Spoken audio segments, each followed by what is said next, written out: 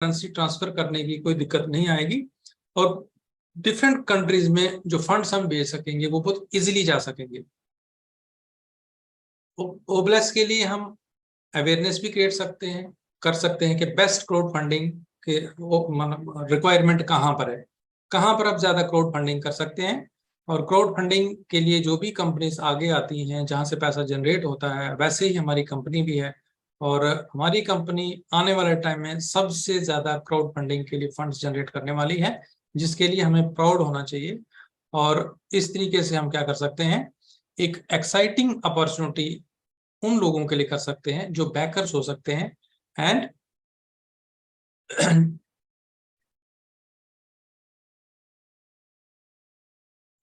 जब भी हम इसको करेंगे तो वो अपॉर्चुनिटी हम उन लोगों को पहुंचा सकते हैं। ठीक है,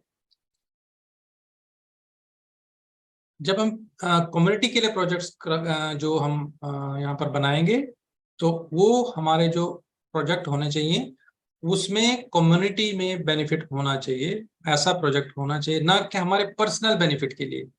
अगर हम अपना कोई फायदा सोच के किसी प्रोजेक्ट को बनाते हैं, उसी को हम काज बना के बेचते हैं, वैसे प्रोजेक्ट यहाँ पे नहीं बनाने हैं, वो अप्रूव भी नहीं होंगे। और अगर कोई गलती से या धोखे से ऐसे प्रोजेक्ट बना के खुद अपना पैसा वहां से ओप्लस से लेगा तो उसके लिए वैसे एक्शंस भी आने वाले टाइम में हो सकते हैं। इसलिए हमने ये ऐसा नहीं करना, पर्सनल बेनिफिट के लिए कुछ ऐसा काम यहाँ से नहीं लेना है आप, बल्कि ये कंट्रीब्यूशन करेंगे सोसाइटी के लिए, कम्युनिटी के लिए। जब भी आप अपना प्रोजेक्ट बनाएंगे उसको आप प्रॉपरली ट्रैक कर सकते हैं कि किस स्टेज पे है आप जो प्रोजेक्ट बना रहे हैं, अप्रूवल में है या उधर से फंड्स आने में है, आप फंड्स रिसीव कर रहे हैं, वो सारे का सारा आप ट्रैक कर सकेंगे उसको। और उसके अकॉर्डिंगली जब आपका प्रोजेक्ट कंप्लीट होता है तो तब आपको, जब आप वहां पे दोबारा उसको विजिट करेंगे तो वहां पर आपको ऑलरेडी वहां पर कंप्लीटेड इंफॉर्मेशन मिलेगी कि प्रोजेक्ट कंप्लीटेड। उसके बाद आपकी कोई उसमें न्यू फंड नहीं आएगी, वो सारा प्रोजेक्ट वहां पे क्लोज हो जाएगा। तो इसलिए जो भी फंड्स हम रिसीव करते हैं वो हम हमारे लिए यहाँ पे यूज जो हम करेंगे अपने काज, किसी भी काज के लिए, वो हमें फ्री ऑफ कॉस्ट होगा। ऐसे हमने देखा होगा कि जो एनजीओज होती हैं, दूसरी जो कंपनीज हैं जो क्राउड फंडिंग देती हैं, उसमें वो इंटरेस्ट चार्ज करते हैं, कुछ पैसा लेते हैं 3-4% या जो भी उनका होगा। लेकिन यहाँ पर जो भी ओब्लेस के लिए फंड्स जनरेट होंगी वो फ्री ऑफ कॉस्ट होंगी, इसका कोई भी चार्जेस नहीं लिए जाएंगे। और इसको रिटर्न करने की ये कोई लोन नहीं होगा कि इसको रिफंड किया जाएगा। ये वंस फॉर ऑल जो दे दिया वो दे दिया, उसके पीछे हम कुछ नहीं करेंगे, वो सारा प्रोजेक्ट वहां पे कंप्लीट हो जाता है, इसको रिफंड करने की कोई जरूरत नहीं पड़ेगी। और इसी को हमने क्या करना है, जानना है और लोगों को एजुकेट करना है कि how to catch fish, not just feed a hungry person. जैसे आमतौर पर ये यहाँ पर पहले लोगों के अंदर भावना थी कि ओब्लेस क्या है जी, चलो कोई भूखा तो उसको खाना खिलाते हैं, तो या किसी को बिस्किट दे दिए, किसी को कपड़ा दे दिए, कुछ ऐसा करके तो कोई बांट लिया कोई चीज। लेकिन वो खाली ओब्लेस नहीं है, ओब्लेस वो है जो आप लोगों को अपने पैरों पे खड़ा होना सिखाओगे, उनको सेल्फ सफिशिएंट अपनी उनकी लाइफ के काबिल बना दोगे, ताकि उसको किसी के आगे का झुकना ना पड़े, किसी के आगे कुछ मांगना ना पड़े, वो उसके पास सब कुछ हो। तो उस कुछ किस्म की जो एंटरप्रेन्योरशिप आप यहाँ पर जनरेट कर सकते हैं, उसका रियल जो सेंस में यहाँ पर जो है मतलब है, ये कब हो सकता है, when there is a will, on pursue is the way। अगर हमें चाहत है, हम चाहते हैं कि ऐसा करना है, तो ऑन pursue इसका रास्ता है, यहाँ से ये सब पॉसिबल है। तो पॉसिबल होने की वजह से ये सब हम सभी कर रहे हैं कि होने वाला आने वाले टाइम में।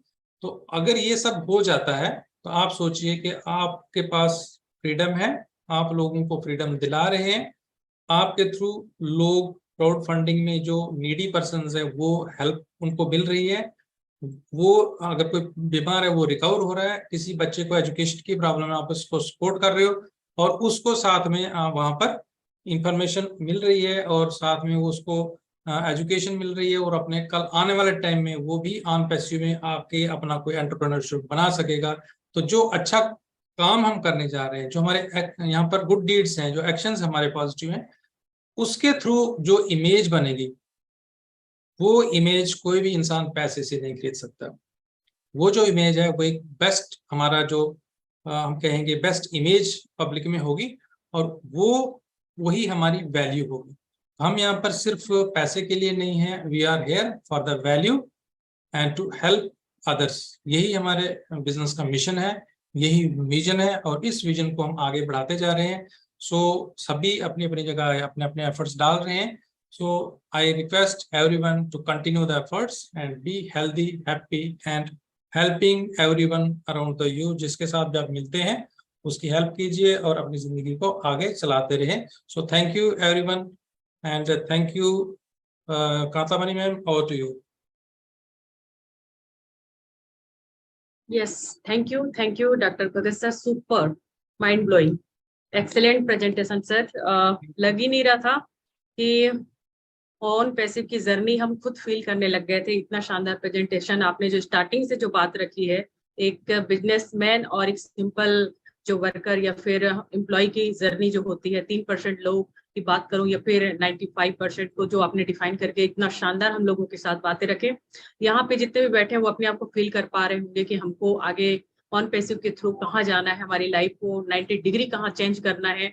तो डेफिनेटली सारी बातें आपने बता दी है, और अच्छा लगेगा जब हमारे सेशन में उपस्थित हमारे पैनल में से कोई बातें फीडबैक के रूप में निकल के आएगा कि कैसा फील कर रहे हैं। तो मैं समय को जाया ना करते हुए, हमारे यहाँ पे ग्रेट मेंटर वगैरह भी आ चुके हैं। तो आज का सारा मंच का कार्यभार हमारे होस्टिंग स्टार हमारे आज के अजय भाई जी को आमंत्रित कर रही हूँ। Please welcome Ajay sir. Thank you doctor Bhagat sir. Thank you Ajay sir. I think ma'am sir network issue face okay okay, कोई बात नहीं। तो सर अगेन मैं थैंक यू बोलते हुए चाहती हूँ, यहाँ पे हैंडल्स हमारे अनूप सर टेकमैन इंडिया के हमारे आ चुके हैं आज के सेशन में। उनका वाव वेलकम है सर। प्लीज वेलकम सर, आपका इस मंच पे स्वागत है अनूप सर।